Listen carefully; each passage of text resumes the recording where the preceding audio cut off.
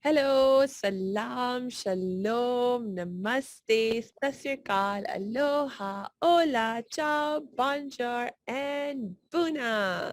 It's so amazing to be with you again today, and I'm so happy you're joining us. And you know what? I am extra excited today because I have a very, very special guest with me today, Uzma Naqvi, who is a holistic transformational life coach. And I'm so, so excited to have you with me, Sister Uzma. Welcome. Jazakallah khair. Alhamdulillah, it's great to be here. Thank you so much for giving me the opportunity to be with you today. Oh, it's absolutely my pleasure, and even more than that, my happiness.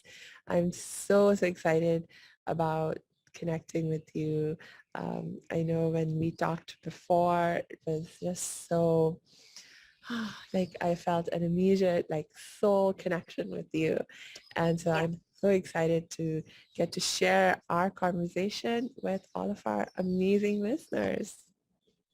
It's an honor to be here. And it was such an amazing conversation. So it's definitely a pleasure to be expanding on that, definitely. Awesome. So I'll actually have us jump right in by asking you to tell us more about who you are and what you do. Okay. So it's a very long story, but to cut it as short as I possibly can, I'm a holistic transformational life coach. And that means that I help people, women specifically, to heal on the inside. My signature program that I deliver over the course of a year is called The Universe Within You. It kind of delves deep inside of a human, our makeup, who we are, why we are the way we are, what we came here to do, how we get lost along the way, how do we find our path back into the alignment and be who we came to be, and strive to perfect that as much as we possibly can. So it started the journey of my own self, which was a journey of up and down, more downs than ups. Quite a painful journey and a lot of different experiences, which led me to want to know why it was the way it was. And it set me off on a quest to really kind of figure it all out and know more about myself and heal internally. So that's essentially where the journey began. Yeah, and I relate to that so much because even though the details of what we have experienced over the course of our journey are different, the overall motivation for why we are doing the work that we're doing today is the same. I also experienced some traumas in my early life, but the good that came out of it was that experience of suffering and trauma became my motivation to learn everything that I could about how to live with inner peace and happiness, and then eventually begin to realize that, hey, it's actually part of my purpose, uh, to actually share that learning with others. And it's Yes. actually also such a huge part of my healing process and how to Yes. take it deeper and further. So I so appreciate where you're coming from. Thank you so much. I know that the very first time we spoke, I was in awe of you just because of how much like you had been through and how you came out the other end, and it's just amazing. And this is why it's so important to share the journey, share the learnings along the way, because there are many more who are still trapped in a lot of ways. So it's really an empowerment that if we can get out of it, surely others can too, inshallah. Indeed.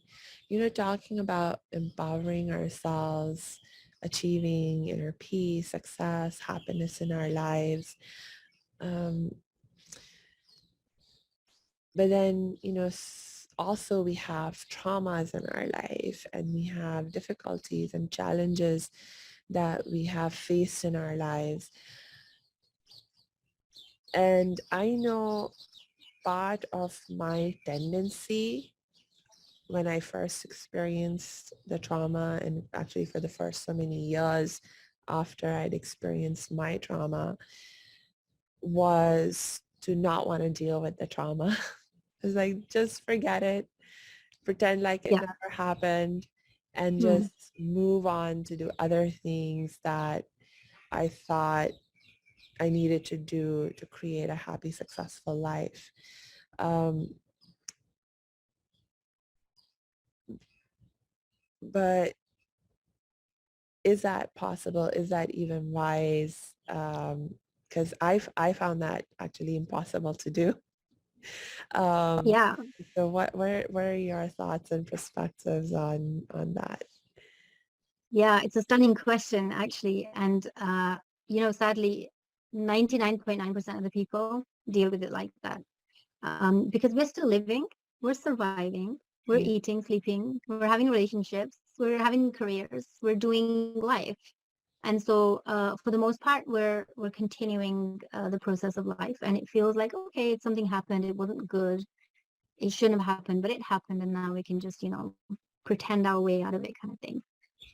The trouble with that, though, is that how we deal with something, what happens with us, uh, the emotion of it still very much lives within us. This whole concept and notion of forgive and forget, the forget part doesn't exist. It's actually not real. You cannot forget. It's a part of your makeup. It's who you are. It's what you live through. So it's in you. It's in your built up. It's in your system. We are energy as a whole. And that energy and the emotions that happened at the time of this trauma that took place is embedded within us. It's turned into our flesh. It's all of us. mm, And so when we carry that, it plays a major role in our everyday life. We are tremendously triggered in our lives because of what we carry that we haven't processed and we haven't dealt with. So it's still very much within us. So when we can pretend and say, I've forgiven and forgotten, the forgiving is just a byproduct of being able to self-heal. It happens naturally when we heal on the inside because we understand the essence of healing, and forgiveness just naturally happens as a result of that. But the forgetting bit cannot happen. So when if we are pretending our way through it, we are still carrying the hurt without really knowing it. It's deeply at a subconscious level, but it is driving our life today. mm, Everything we are doing, all the decisions we are making, all the triggers that we have in our lives, the way we deal with our children, we're basically doing it with that blueprint that we carry on the inside of us. So it's very, very, very essential that we understand the impact of what happens to us previously. And another very quick point before we move on from this is that when something happens in our life, particularly traumatic experiences, but any emotionally impactful matters, they create we vibrate at a certain frequency energetically, and that vibration of the actual trauma gets stuck in us, and until we can understand like where we are vibrationally, we only attract the very thing that we're vibrating at. We can only get the same thing. We can't ever elevate to a higher thing. So it's so pivotal and so important, and just I can't even emphasize how important it is to heal and really deal with it. uh, can you share an example of what it might look like for someone who's sort of stuck at that vibrational level of trauma, and how they keep attracting more of that in their lives? Hey, thanks for tuning into this episode. Hope you're getting value out of it. For your information, this episode has been sponsored by the Happiness 101 program. Are you a change maker, coach, trainer, or healer? Are chains of fear holding you back from making the impact and income you desire? Using a unique combination of positive psychology and the spiritual wisdom of our most effective change makers, The Happiness 101 program helps you break through your limiting beliefs and manifest the abundance and success you desire with fun and ease. Interested? Book a free Happiness 101 exploration call with me, your happiness expert, Samia Bano. Just use my online calendar link in the show notes. Now, back to the show. Sure, absolutely. So, if someone has, let's say, as a child was abused, um, and the vibration that's stuck within them at a very, very young age, is that they're filthy, they're not good enough, they don't deserve a relationship, they can't be loved, they're only there to be used, so on and so forth. Vibrationally, it's a very low self-esteem vibration, right? That is the reality of that vibration at the time. So that frequency is where you're at when the event takes place. If we don't deal with that, and if we don't understand that that is what's happened, that is how I feel, and I haven't dealt with that, I haven't processed that emotion, then that emotion plays a part in our lives for the rest of our lives. And when we grow older, and let's say that we do get married, or that we're looking for a partner, or life is happening, we end up behaving, our whole demeanor, our whole life, our every experience ends up being something that matches that same vibration. So we have a very low self-esteem. We don't really believe in ourselves. We don't really have the confidence to have a good relationship. And even if we get a good person, which is unlikely because we're vibrating at a low frequency and we'll only attract the same type of people. But even if we manage to do that, we will sabotage it very quickly because we can't keep hold of it. We will drag that down to where we are. So without healing that, it plays out in our lives. So, in the form of arguments, in the form of the hurt people, like passing on the generational hurt of from ourselves to our children, it manifests in so many different ways, that, just dealing with everyday life is just a bit of a nightmare and overwhelming. Yeah. What you were sharing made me think about, well, I'm not married, so I don't have a life partner, so to speak. But I have other relationships in my life, like my parents and my brother and my sister and other people in my life who are amazing people and who love me with all of their heart and soul. And I just remember when I was stuck in my trauma, I could not receive their love. I literally remember days when, um, my mom would try to love me in different ways, by giving me a hug or a kiss or make something that she thought I would love to eat. And I could not accept Yeah. the I just could not accept the love. I would literally run away from her hugs and kisses. I would, just dismiss all her other gestures of trying to make me feel better.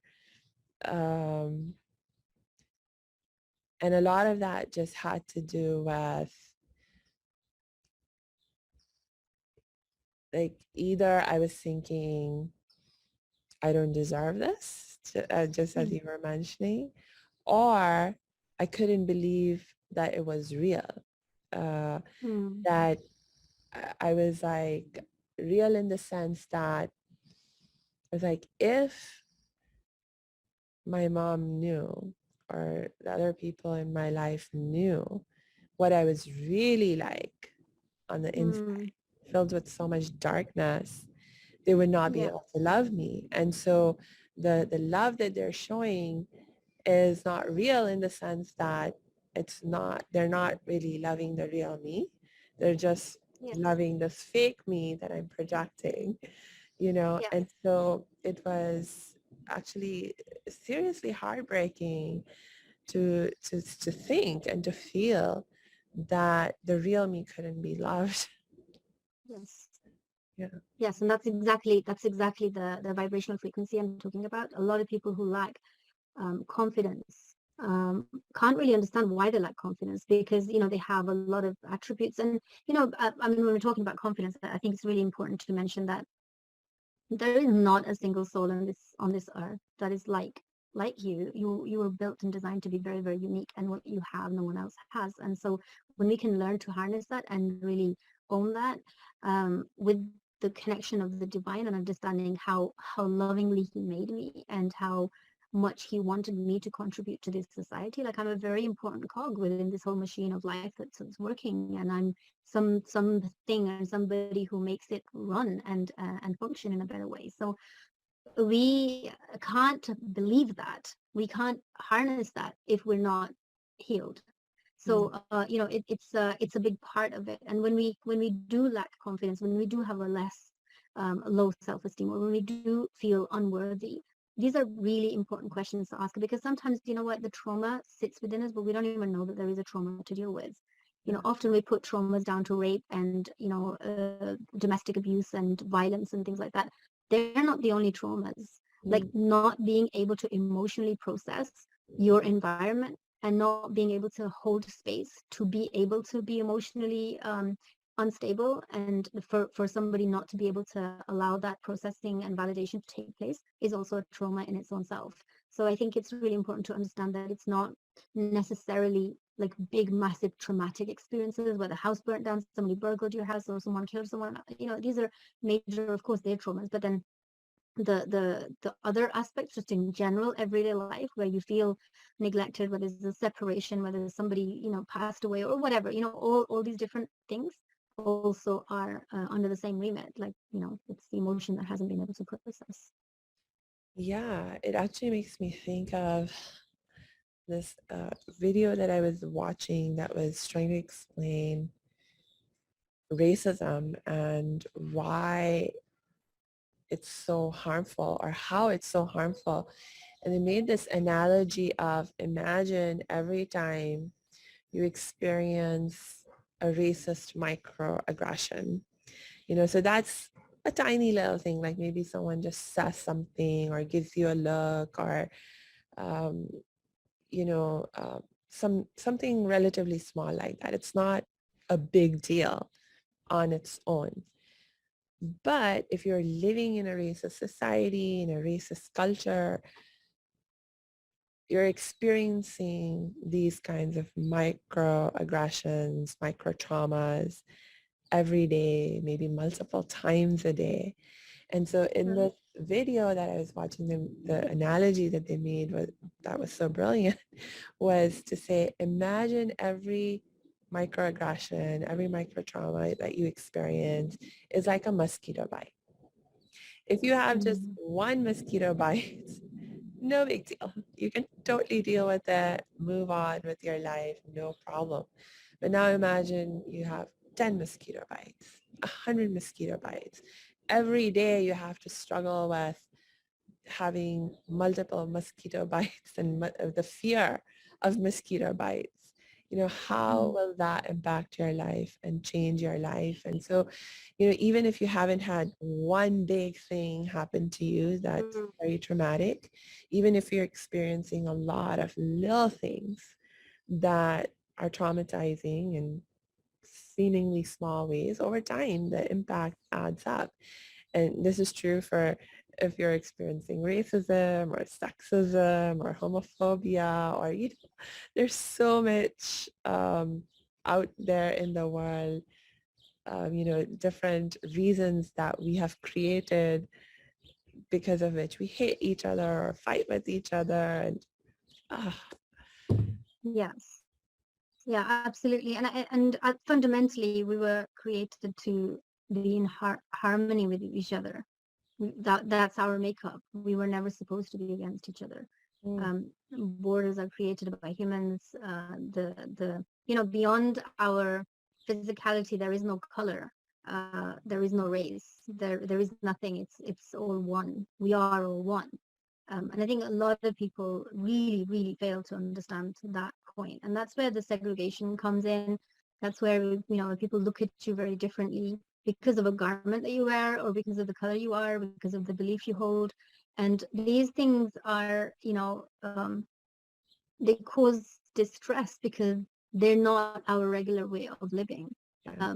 Allah subhanahu wa ta'ala created us to be together, to learn from one another. And the whole point of tribes was that how you do things might be different to how I do things, but then I can learn so much from you and you can learn so much from me. And it was supposed to be a very transactional, peaceful, cohabiting kind of an environment. Yeah. But it's gone quite it's very the way that things are these days, and alhamdulillah, things are improving to some extent, Yeah. but then in other ways they're not. The subtleties, and you feel it, you know it when you're not apart, Mm. or wherever whatever's going on. So at its core, the differences are because of people not understanding their uniqueness and other people's uniqueness, and not being able to be compassionate and empathize and understand another person's point of view. Yeah. So yeah, I think it's What you just shared actually made me think back of what you were saying. When you introduced yourself, you said your signature program is called The Universe is Inside of You.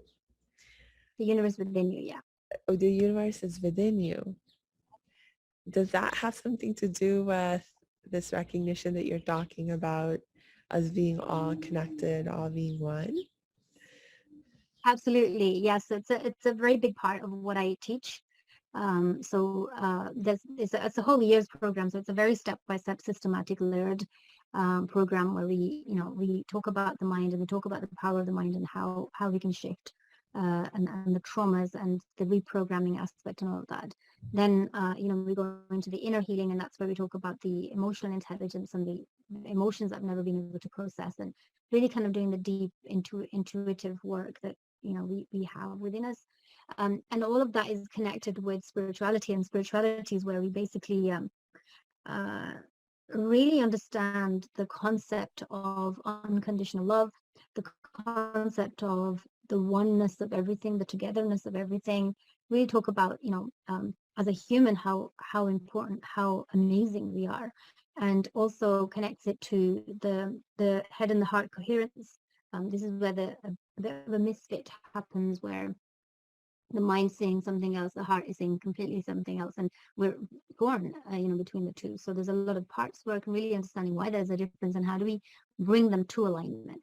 Bringing these two to alignment is basically opening up the doors to so many other opportunities. So there is a very systematic way of kind of understanding that at its core, that's one of the main messages, and as well as um, understanding the concept of surrendering in its truest Mm. form, Ugh. really being able to let go and be one with what is, Mm. and allowing that to take place in your life as it's supposed to be, rather than resisting and fighting and trying to make something else happen that wasn't supposed to happen.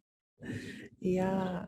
Oh my gosh, you just raised so many excellent points.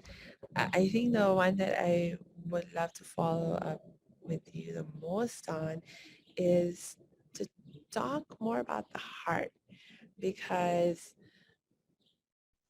I know, it's very common in our culture to make various references to the heart, talk about following the heart and listening to your heart.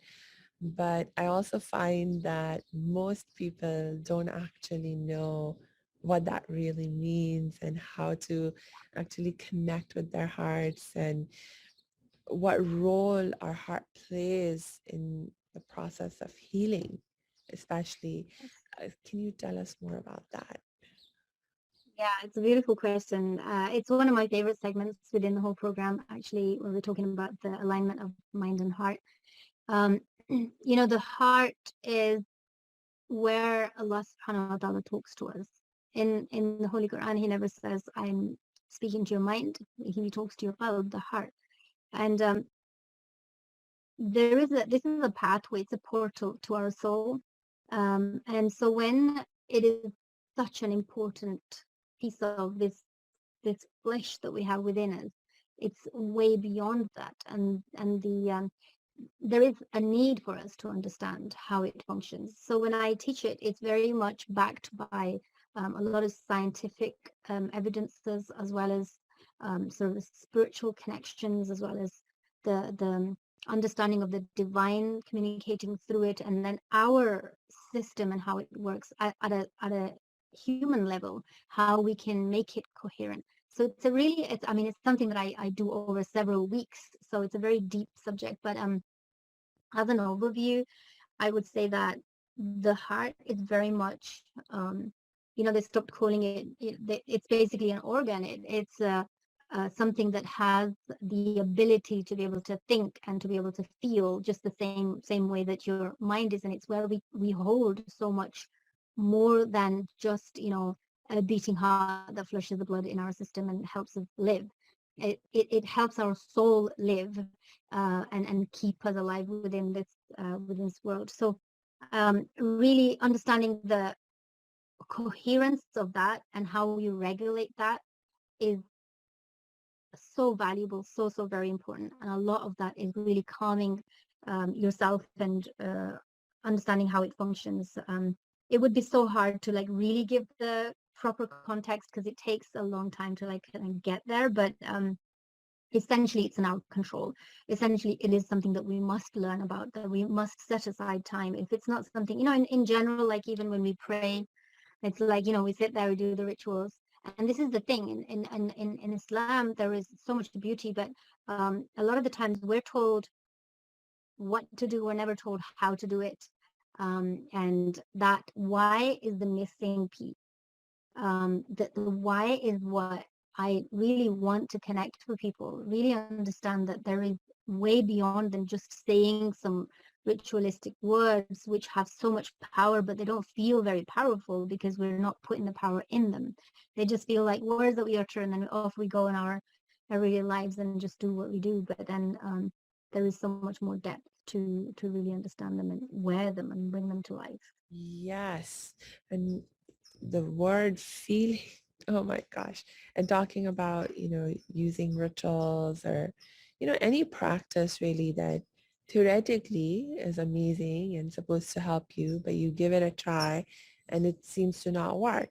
And oftentimes like prayer, for example, is a beautiful, wonderful example of this. And I find that so much of the problem, it's not that prayer doesn't work or it's not a good way to seek healing or help, um, but it's that we have never been taught how to feel what we are praying and when we are praying, like to how to cultivate and the feelings that we need to feel Yes, in order to absolutely. heal and so forth. Ah, Yeah, mm, 100%. I mean, the feeling is the pathway, to awaken yourself. You cannot make you cannot go through anything without feeling into it. yes. Otherwise, it's a very superficial going through. You're not going through, you're just going over. To Yeah. go through, one has to feel, and that feeling requires connection, and connection requires introspection, and introspection requires a pathway to be able to actually do it in a coherent way. And I think it's a need for everyone, for us to understand ourselves better, because when we understand ourselves better, we connect better to the divine, and live our lives purpose in a much more profound way than just Mm, exist and then die. yeah. Can you give people just one tip on how they can begin the process of going down that pathway of introspection and ultimately, being able to feel those feelings that they need to feel? Yeah. Yeah, beautiful question. So I think one of the first things that I would, I'm usually whenever I'm on a podcast, I try to say this because it's so important for people to realize, because when we're doing life, we're just passing through each day. We're just getting this one day done, and then we're ready once we've had a bit of a rest. And in the midst of all this, we never really feel into what we're feeling. We bypass, we bulldoze a lot. And so one of the quickest ways to really get into this way of starting to live is that you understand what it is that when you have a feeling, when you have a stress, when you have an overwhelm, when you feel sad, when you feel anxious, when you have worry, when you're devastated, when you're disappointed, when all of these things are happening, to me, there are opportunities, there are beautiful messages. This is your body's wisdom communicating with you to say, hey, I need your attention in this area of your life. I need you to wake up and do something. And this is what connects really beautifully to the law of attraction, which is again a very, very deep topic, which I can't open the can of worms of because it's it's something I can talk for on hours on end. But essentially, when we feel hurt, when we feel whatever we feel, it's there to wake us up from slumber. It's there to heed to something. And usually we're trying to run away from it as fast as we can because the emotion is something we don't understand. We don't know why it's coming to us. It's there and it hurts. And because it hurts, it's uncomfortable and we want to get away from it as much as possible. But what we do need to do is go the opposite direction and sit with it. Um, Allow it to do what it wants to do so you can get to know why it's there.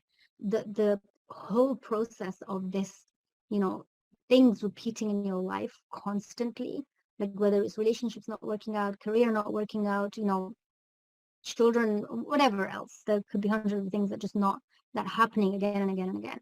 This is a constant message coming to you to say you really need to start waking up about this particular part of your life where you need to start understand why it's happening. So, you know, the quickest pathway is to feel into your feelings, not run away from them. Stay with them. Mm. Okay, so we won't open the can of worms around the law of attraction then.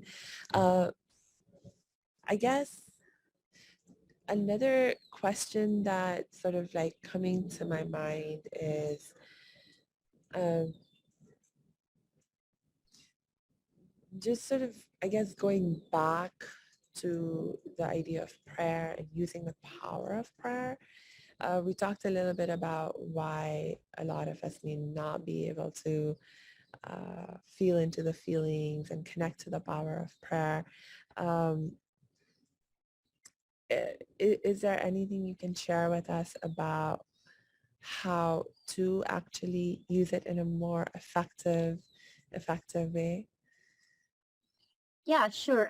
You know, one of the fundamental things to understand is that, and there's no need to go into a lot of science, although I do back it up in my teachings, just so people really get and the penny really drops and you understand why you do what you do. But essentially, your mind is functioning at certain, again, frequencies, like the level of your brainwave activity that happens, your way of understanding and of what you're doing, how connected you are on the inside, depends on how what your brain is doing at the time.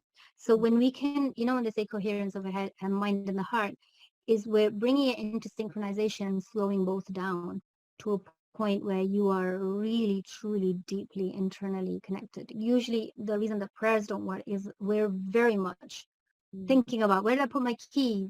Oh, my child is crying. Oh, that parcel was supposed to come and it didn't arrive. And all of the things that we forget are usually remembered during a prayer. And so our mind is very much elsewhere and we're not able to really have the focus and have the connectedness and really feel into the, you know, the essence of the names, the words of the prayers, and mm, feel that power of them, let that seep through in a very powerful way yeah. by bringing your mind and the heart into cohesion and uh, creating that harmony between the two so that the message can exchange and really go through your entire being rather than just superficially saying a few words and then running off to do what your Uh, errands are. so maybe doing anything you can to calm your mind Yeah, yeah, before you even begin the prayer process. exactly. Yeah. I know there's like so much wisdom in our tradition around that actually. Uh, for example, in the Islamic tradition, for people who are not familiar, um, when we perform ritual prayers, there's actually rituals that we are taught to perform even before you get into ritual prayer. So for example, we have a ritual cleansing process that we are asked to go through, where you go and you wash your face and your hands and feet and so forth. And I think one of the reasons why we are asked and guided to engage in this process is because it's like one way that we can begin to shift our mindset from, okay, I've just been so busy with my life and just been doing this thing, or just woken up from deep sleep, or whatever the activity might have been, and then you're wanting to shift into prayer, but how do you actually begin to make that shift so you can be Mm, focused and present to your feelings during prayer? And so by going through a process like a ritual cleansing, you can begin to create that mindset shift. exactly. And the other aspect too, I mean, that's beautifully put, but the other aspect as well is also that water itself is just the power of what it holds, and how it's connected to the divine, and how you can literally look at water, talk to water. It's almost like having its own consciousness, Yeah. and how you can utilize that to awaken your senses, and how that becomes light, like the nur that we want it to be, that comes into us, and how it changes our mind with how we uh, live generally, and how we look at things. It really changes. So all of this can only happen with some depth, Mm, right? Essentially, what we're saying is you can break anything down, and you can really look at it in a microscopic way. And why not ourselves? You know, yeah. it connects us to ourselves, but then it connects us to our purpose in life. Mm, um, it's beyond just a prayer. It's beyond just understanding emotions. It's our existence. We came into this world for a reason. Even if an ant wasn't made without a reason, how can we, all the beings that are able to think and are, greatest of creation, how can we be without a reason? And if we're living a life that doesn't feel meaningful, and it doesn't feel like we're connected enough, and it doesn't feel like I don't know what I'm doing, where I'm going, what my purpose is, then these are really good fundamental questions to ask, so that you can start to head that way. And the yeah. beauty about asking these questions is that when you ask the questions, some door just ends up opening that you didn't even know existed. It's one of those pathways that you are kind of guided to, and then once you're guided to it, it just keeps opening and opening and opening, and it's a pathway that just doesn't have an end. So it's a beautiful way of living and being. We are human beings, but we mostly are doing human doings, Ah, and we're stuck in that aspect of just doing, doing, doing, and never really being. So connecting with yourself, you finally become, you get to be. yes. Oh my gosh. I want to ask you so many more questions, and we also have to begin to wrap up. But I think I'll ask you just one last question for today. Um, so we've been talking about healing and a particular pathway to healing that you use to help your people with. And I love it. I love your pathway. And I was just wondering if you could talk to us a little bit about how this pathway is different from, the more traditional approach, for example, with therapy and so forth. Um, Yeah, so that's a great question. Thank you so much for asking it. So what I think is different is that when we go to a GP to let them know that we're not well, um, usually in under 10 minutes we're prescribed antidepressants, and then we're on them, um, for some people for many, many years, if not a lifetime. Because as the emotions are coming, it feels like we have no idea what to do with them. And then when we take these medication, they're quietened down. They're no longer speaking to us. They don't give us the information that we actually need for us to evolve. But the other aspect, so that's one aspect where you're shutting down the emotions, which is not necessarily I mean, I can't, I'm not asking anybody not to take medication, but I'm just saying that the whole purpose is to shut down the emotions, so that they no longer communicate with you. But it is these very emotions that we use in order to evolve and grow as humans, because there is healing that needs to take place. So we're not dealing with the core, the blueprint. We're just dealing with the higher aspect of, oh, I feel pain and I just want that to get rid of, like, I need to get rid of that aspect of it. So that's one part. But the second part is that in therapy, generally, like talking therapies, it deals with a lot of the power of the mind, which is amazing. I think it's obviously it does have some shift, and it does have, you know, we can focus our mind to anything. If I asked you right now to think back to when you went to college, something will come into your mind, like the building or the people or the teachers or the subjects or whatever. Your mind can be focused to anything at any point. We can shift that at any point. So it's a very powerful thing to think. However, the thing that I feel the traditional therapies are missing is the spirit aspect of ourselves.